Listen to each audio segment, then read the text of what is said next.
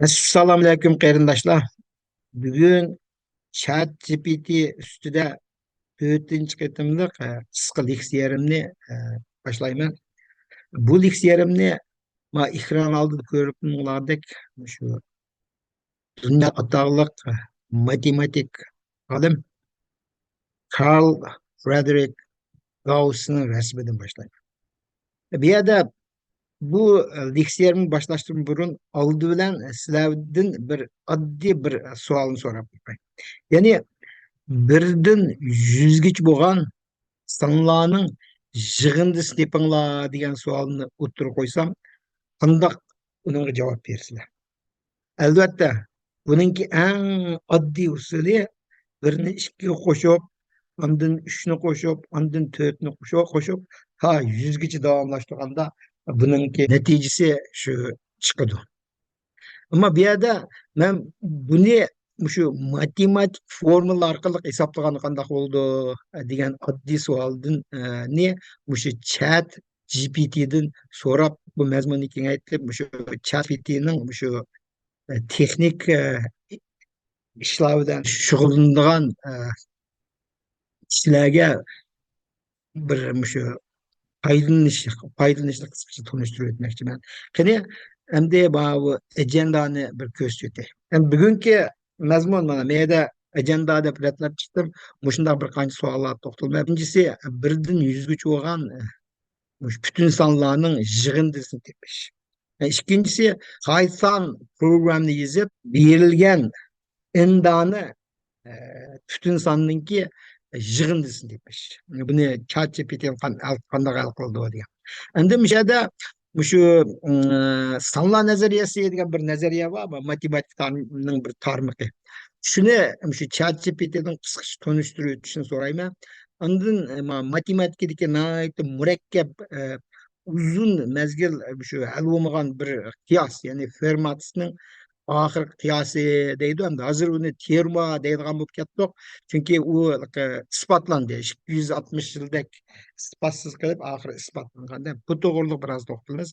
Endi shu Python program yozib, Python program orqali shu tushkunlikni qanday sizish to'g'risida shu ChatGPT'ni so'rab bakamiz.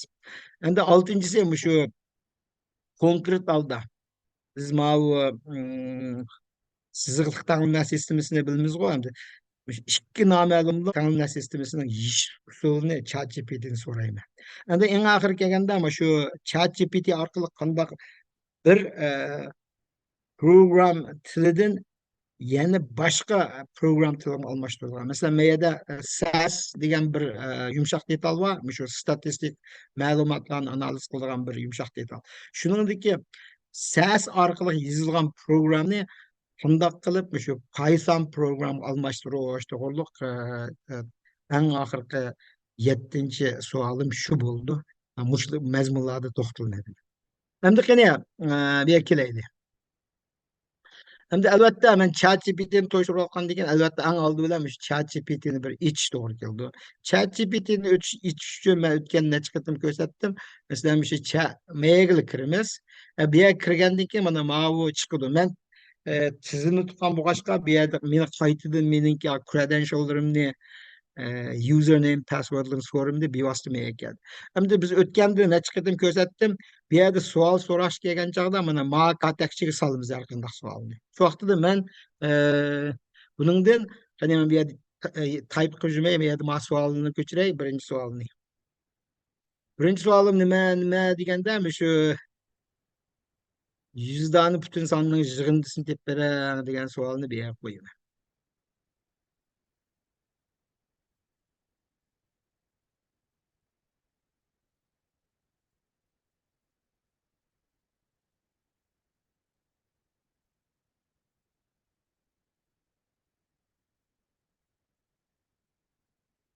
Lekin masterlikni bunday bosgandan keyin mana ChatGPT hozir buni tushuntiryapti, qanday hisoblash to'g'riliq. Nima yerda Abay qo'ygan savolni bu qandoq bir taraf qildi deganda formula orqali bir taraf qildi. Ya'ni birdan 100gacha bo'lgan sonni 50 juftga araydi. Ya'ni eng boshdagi bir bilan 100ni qo'shgan chog'da 101 bo'ldi. Endi ikkinchi o'rindagi 2 bilan 99'ni qo'shganda yana 101 bo'ldi.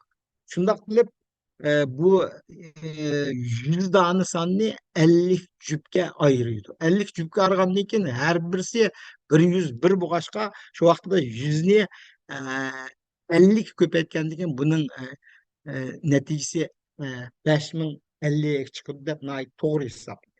Xo'sh, bu birinchi savolda bu yerda bu nimani tushuntirdi deganda shu matematikada shu formula ishlatish orqali e, qandaq masalalarni hal qilish to'g'riliq bir oddiy misolni ko'rsatdi. Bu shu vaqtda men endi mishaga bir narsa qiziq qoldigimda bu formulani kim topgan deb degan savolni o'tirib qo'ydim. Savol qo'yayotganda bu yerda mening farzimcha bu yerda cho'qim mau abay men ko'rsatgan Karl Frederick Gauss'ning ismi chiqdi. Mana bu yerda ko'rib turibsizlar. Bu yerda shu Gauss'un ismi atıldı. Andaki bir yerde bunu formülünün kim tapkanlığını şu Karl Friedrich Gauss tapkan diyen cevabını berdi. Hem de bir yerde bu bir kızıkarlık hikaye şu Gauss doğruluk nihayet kızıkarlık hikaye bunu belki başlangıç mektep, otur mektepte okuyanlarga bu şey hikayeni belki anlayan buluşunlar mümkün. Mesela Gauss'a nihayet küçük vakti şu 6-7 yaş vakti değil mi? Birinci sınıf okuyan çağda bunun matematika o'qituvchisi endi azroq ish chiqaldimi qandaq dars o'tish jarayonida shu bolalarni biroz mashg'ul bo'lsin deb daskaga shu birdan yuzgacha bo'lgan sonlarning yig'indisini tepiringlar deydida endi muallimning mo'ljallashicha o'quvchilar cho'qim u yerda uni hisoblab bir birlab qo'shib endi biroz vaqt qildi deb o'zi sirqishga ketmoqchi bo'ldi lekin u ishdan chiqib ketguncha govsi moliya man topdim debla deydidan uni muallimanlik hayron qilib bu cho'qim bu qandoq unda chaqqan hisoblaydi deb so'raydi ekan nima natijasi degandan keyin 50 bo'ldi deb to'g'ri javobini berdi ekan shunga muallim hayron qilib qandoq buni qandoq qilding deb so'ragandan keyin shu gavs abay man tushundigan shu narsani tushundirdi birdan yuzgacha bo'lgan sonlarni xatosiga ratlab dastlabki bir bilan oxirgi yuzni qo'shsa bir yuz bir bo'ldi ikkini 99 qo'shsa 101 bo'ldi deb işte xatosi 50 ga chiqdi shularni 50 shu vaqtda 101ni 50 ko'paytirib natijasini topdim deydi shuning bilan mushu hikoya orqali endi Gauss'niki nimasini demak Gauss degan kichigidan tortib işte bir genius deydi ham genius sifatida shu dunyoga to'nilgan bu hikoyada shunchalik to'xtalay endi ikkinchi savol keladi ikkinchi savolda men şu Python kodiyzi, Python degan software'ni balki ko'p qarindoshlar biladi bu nihoyat umumlashgan bir programming language, programming tili nihoyat keng doirada bo'ldi. Men mishayda bo'lib endi shu ChatGPT shunday programni yozib beradi deganni so'rayman bu yerda. Shu vaqtda bu savolni qo'ydim. Write Python code to calculate the sum of any in integers. Qolgan indani bütün sonlarning yig'indisini hisoblab beradigan Python programni tuzib bering deb savol so'radim. Xo'sh, mana bosgandan keyin mana ChatGPT nihoyat chaqqonlikda bir programni yozib berdi. Yezib berib qolmasdan u yerda tafsiliy shu har bir bosqichlarini tafsiliy tushuntirib berdi deydi. Shu vaqtda hatto bu yerda natijasini ko'rsatdi. Qani men bu yerda mushu qani mushu yerdagi mushu fursatdan foydalanib men mushu programni qani bir mushu mang'uz baqay qani mushu Python yumshoq detal orqali hisoblab qo'yay. U vaqtda men mani kopiya qilish uchun men yerda copy deyman. Shu vaqtda bu meningki copy qildim qilib andin ma'lumotga Jupyter notebook deb nayta oddiy bir xil yumshoq detalchi mush orqali men kodni yozay dedim ya'ni yana maya qo'yib turayli mana kichik detay mana kichik etdim shu vaqtida new deganni bosaman Python ochaman menga kelib endi men abayqa kod ishlamamdi shuni men kopiya qilib buni men mang'uz boqayman run degan butonni bosgandan keyin bu mang'idi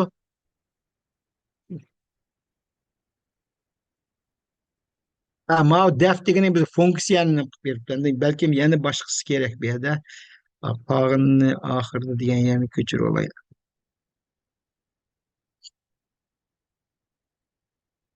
Bir funksiyani izladi. Endi buni mang'izish uchun men faqat ma kodini ekilib,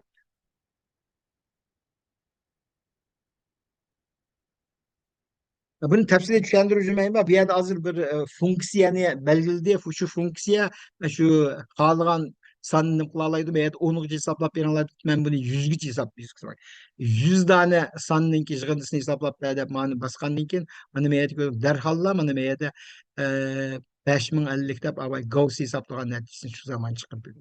Agar 1000 dona bo'lgan bo'lsa 10 mingni hisoblab boqaylik.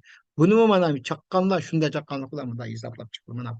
Mana bu kod kishilindiki degan narsa chiqdi-da. Endi ayada bu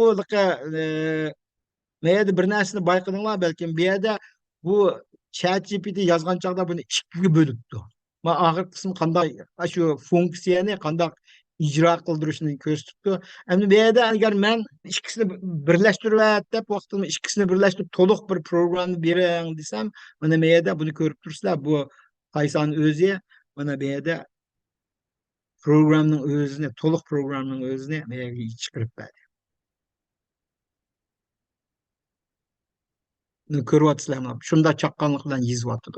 Xo'sh, ma'nimi sinab boqaylik qani. Bu hozir tushuntirishga boshlabdi. Men bu yerda tushuntirishni to'xtatib qo'yib turay, chunki o'zing hozir menga lozim emas o tushundirishi. Shuning uchun men bu yerga kelib, to'xtanglar.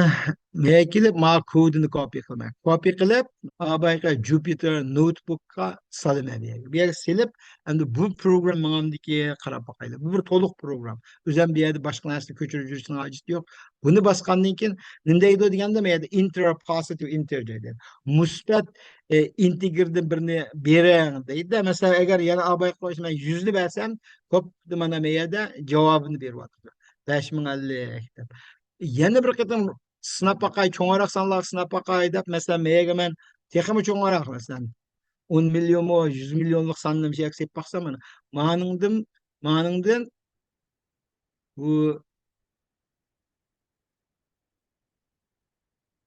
bek çoğ sanlı bir üretken okşayım ama kompüterinin sığımı yetişmeye kaldı mı kandak ışkırmaya toktap kaldı lekin men bunu mu kaytedin mani toxtu etip toxtu etip men kaytedin ma sanlı kişilik san bir bakay kandak oldu ki. Yani kişilik sanlı mesela 1 milyonlu bir bakay. 1 milyonlu bergendeki yani çoğun san çıkmadı. Ama bek çoğun san bir üretken başka ma kompüter hesaplama ya kimisi uzun vakit gitti o şu çoğun zaman ama ait çoğun sanı mı bir yerde şu zaman çıkardı. Demek bunundan abay ma Python'ınki tüzgen programı mıngıdıganlığı ne? Ben fakat onun dedim, bu şunu kılmakçı dedim, lekin program tüzüp bunu el kıpadı da bu. Bana bunun bir kolun işi. Hem de yana davamlaştıraylı hem de başka mezmunlar gireyli. Hem bir yerde ben şu sanla nazariyası diyen nime? Çünkü abi Gauss'unki tercümalını yazgan çağda Gauss'u sanla nazariyasıga de nurgun töhblen koşkan diyen cevap gelgende şu cevap asasen ben bir yerde andaki şu sanla nazariyası diyen nime diyenni ben sualını ben bir sonra bakayım. Bir yerde fakat sıkıştığını süretken bulsanız dedim. Şundan bunu baskanlık ki mana meyede sanılan nazarsa matematikten bir tarmığı bulup şu e, sanılanınki hususiyetleri ve bulup mu şu e, bütün sanılanın hususiyetini tadqiq kıldığın en kadımkı matematik bir tarmığı edip bir yerde düşendirip çıktı.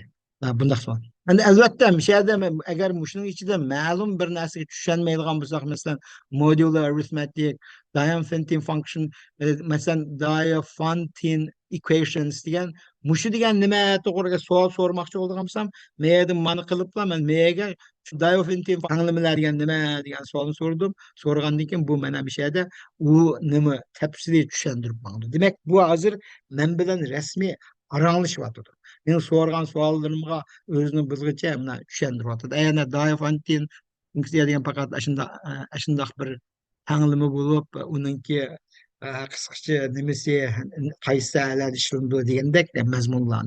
Agar shuni kengaytmoqchi bo'lgan bo'lsam, faqat bu yerda menga kengaytib tushuntirib chiqamsiz yoki tafsiliy tushuntirib chiqamsiz degan bu yerga savollarni qo'ysam, bu o'zi yana shu men bilan paranglashgandek shu javobini tepib berdi. Xo'sh, bu yerda bu savolga ketam, misol to'xtalay. Endi sal murakkablar. Matematikada shu Fermat'niki oxirgi termisi degan bir term bor.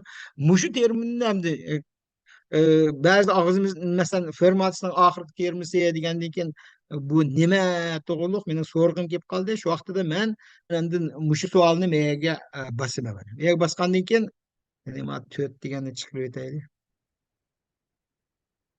Men bir narsa bayqadim. Menga men savol belgisini qo'ysammi bo'ldi, qo'ymasammi bo'ldi. Qo'ymasammi bu nima ChatGPT biladi meni savol so'raganligim. Chunki oldidagi kontekstlar shu savol shaklida yozganda shu vaqtda Fermatningki dongliq nima shu conjecture degan qiyosiy.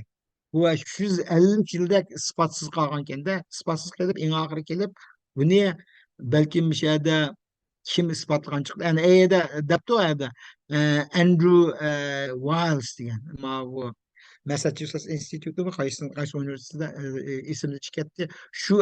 Shu odam 1993 yili isbotlab chiqqan. Bu nima deganlik deganda bu nima nihoyat oson bu. Faqatla shu A, B, C'dan iborat 3 nima bütün sana nispet etken çağda A'nın eninci dersi Filos B'nin eninci dersi C'nin eninci dersi tang buldu diyen tanımlamada eğer dercisi işip gittiğinden bolsa bununki yeşilişi yok deganlik yaptı. Ona şunda addi bir kıyas 350 yıldak şu javobsiz qilib oxiri bu nima isbotlagan. Ham bu yerda albatta men bir narsani so'rag'im keldi. Shuni isbotini bera olmasangiz deganda so'rab boqaylik. Agar buning mushu orqali ChatGPTning qancha qobiliyati borligini deb andiki men buni Fermat'ning oxirgi termisi nihoyat nima bo'lgandan keyin FLT debla ishlasak bo'ldi. Buni isbotlab bera olamsiz deb so'ragandan keyin bu hozir qani nima deb javob berdi saqlab boqaylik bir 2 sekund. Mening qiyosimcha bu isbotlab berolmayman degan deb javob berdi. Chunki u termin isbotlash jarayoni nihoyat murakkab. Shu vaqtida bu nima debdi deganda AI language model. Men bir artificial intelligence bir til moduli bo'lganligimdan buningki to'liq isbotini ko'rsatib beramayman. Rasman qiyos qilgandek dedi. Biroq men buningki mana jarayonni ait uzun bo'ldi. Undan keyin yuqori advanced mathematical knowledge, yani yuqori matematik bilimlar lozim deb shunaqa bu o'zininki isbotlab beramaydiganligini apo so'rab nima yozyapti. Lekin ozroq qisqacha tarixlarni kengaytdi. Lekin bu yerda agar shu jarayonni shu isbotlashning asosiy bosqichlarini tushuntira olamsiz desak, bu ChatGPT uni tushuntirib beradi. Chunki undaq ma'lumotlar tayyor. O'tgan dedim o tekst korpusining ichidan foydalanib shularni chiqara oladi. Yani buni ham mishalgacha to'xtatib qo'yaylik. Bu endi nimani bildirdi deganda bu ChatGPT hamma ishni qila olmaydi. Ba'zidan qila oladi, bu nurg'un narsalarni qila olmaydi. Buni bilishimiz kerakda.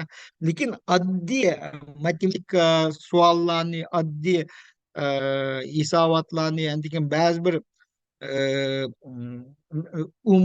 umumiylashtgan matematik terminlarning isbotlash jarayonini bu tafsiliy bilalaydi. Men bu to'g'riliq bir qancha narsani sinab boqdim.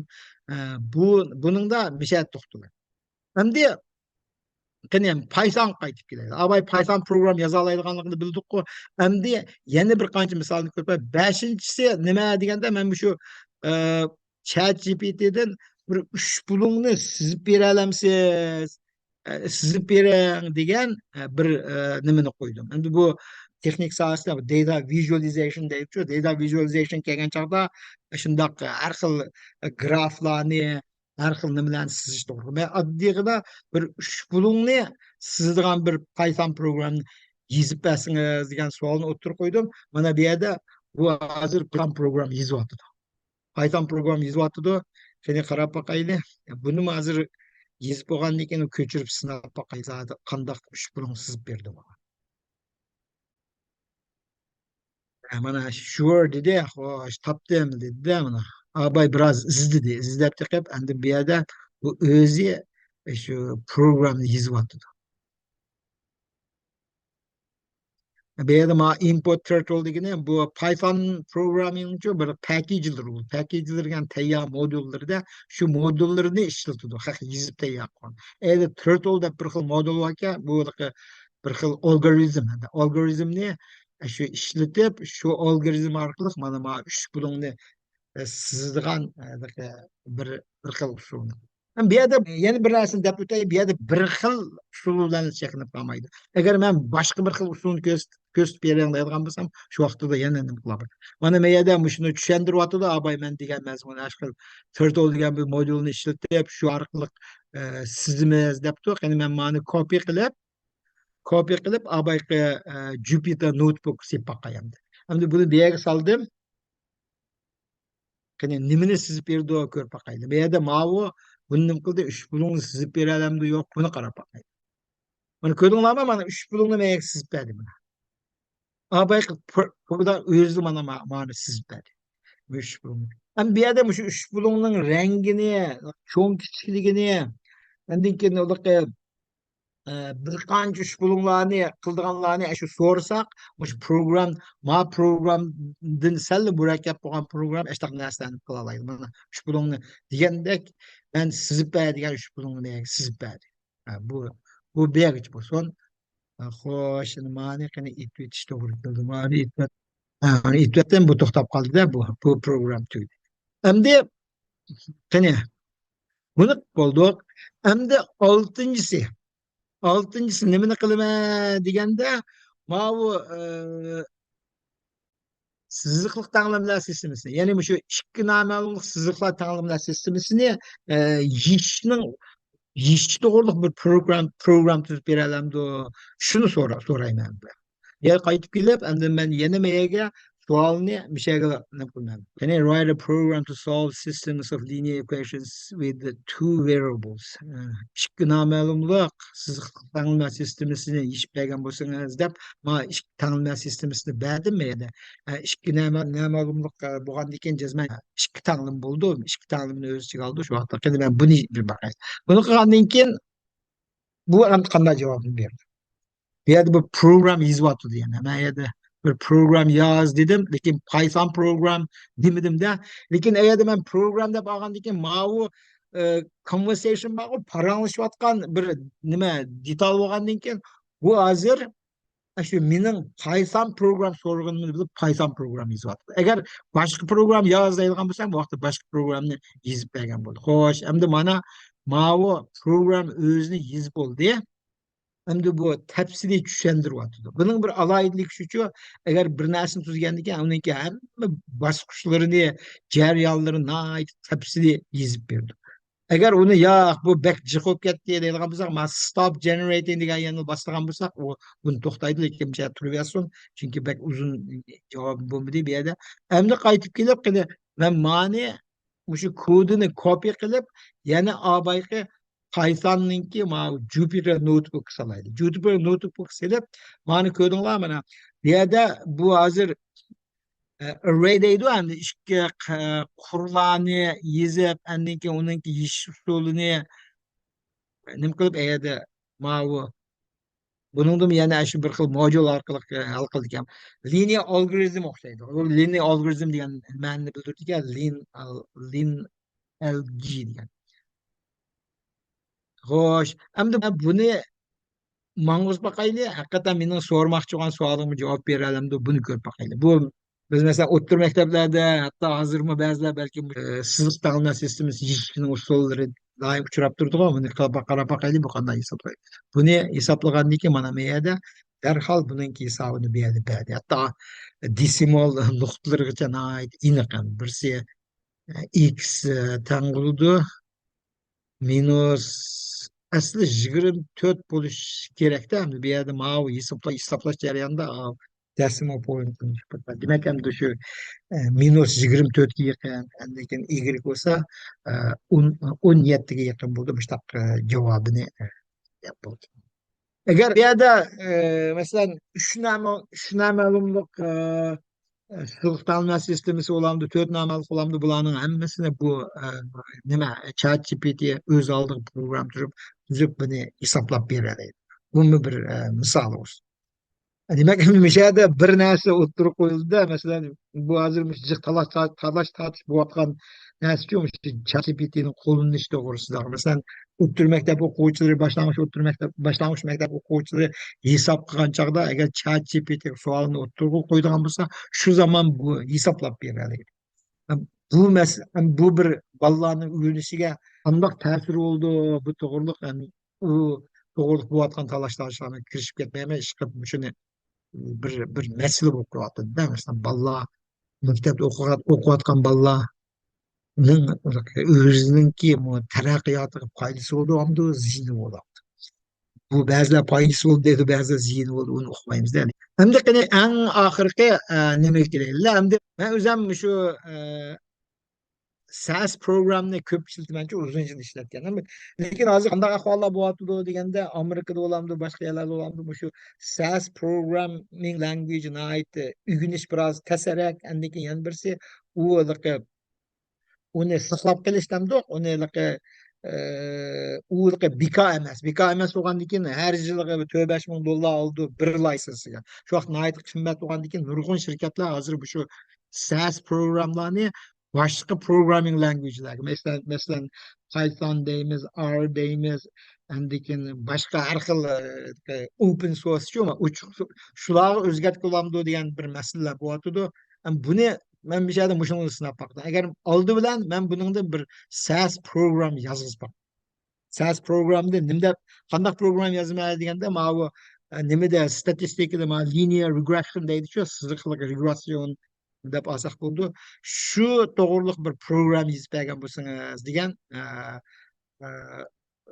degan talabni berib qo'yman. Shu vaqtda men buni bu yerga bosgandan keyin please deganni qo'shib qo'yay bu yerga. Bu gerçi bir adam bo'lmasa lekin yana shu ba'zi so'zlar kelganda qo'pollikdan nima qilishimiz kerakda. Shu vaqtida buningdan shu talab qo'ydim. Endi buni qarab boqaylik. Certainly deydi. Albatta debla buna. Hozir Python emas, hozir SAS programdan birini yozib chiqdim men. SAS programı yazıp çıktı. Ben bunu tushuntirib жүрмеймін bu yerden. SAS programı asasen ikki bosqichga bo'linadi. Birisi data step deydi, ma'lumot tayyorlash, yana birisi analytics step deydi, analiz qilish. Yani bu yerda SAS program degan shu shu funksiyalar bo'lib, shu yerda regression model ishlatib bu yerda shunday qildi. Yani model degan y tanguldi x deganda mushtaq bir hadi. Endi buni agar men buni mang'ish uchun SAS'ni mang'isam bo'ldi. Chunki bu Pythonni mang'maydi. Chunki bu SAS ko'p. Shuning uchun men qanday qilaman deganda mushuni shu SAS programni Pythonga o'zgartirib bera olamsiz deb degan talabni qo'ydi. Endi qarab boqaylik buni qila olamiz. Demak, bu agar buni qila oladigan bo'lsa, bu ChatGPT bir xil programming language'ni yana bir xil programming language'larga almashtira oladi degan xulosani qila olamiz. Qani bu hozir biroz vaqt ketadi men qiyos qilganda, chunki bu oq ko'rinishda bu shu aniq o'zgartiryapti. Misol qaraganda men tugagan o'xshaydi. Ha, bunu tüketiyordum ama AB'ye şu SAS programını hazır Python özgürtü. Python'ı özgürtkendiğin ki ben bir daha okup çıktım bu mağdırgan bir programda. Bazı mağmaydı çünkü ağırlıklı malumat verilmeydi. Bir yerde malumatlar verilip tu hani bu X, Y deganning qimmatlar hammasi berilibdi. Shu vaqtda men shuni copy qilib men buni undan AB'ga Jupyter notebook ekilib men mega buni qachlayman. Qachlab bo'lib, endi buni mang'iz boqay. Nima xulosa chiqadi? Xo'sh, mana meyada bu hozir Mana meyada ma saat belgisini koydum ama saat belgisi meyada minib atkan buldu azı pütte mana bu. Na çakkanlı pütte çünkü aran bir işki kur sanwa işki kurunun beripti. Mana meyada manınki liniya sızlıkla regülasyonunki ma flasını meyada çıkadı. Meyada ben bunu düşündürücü.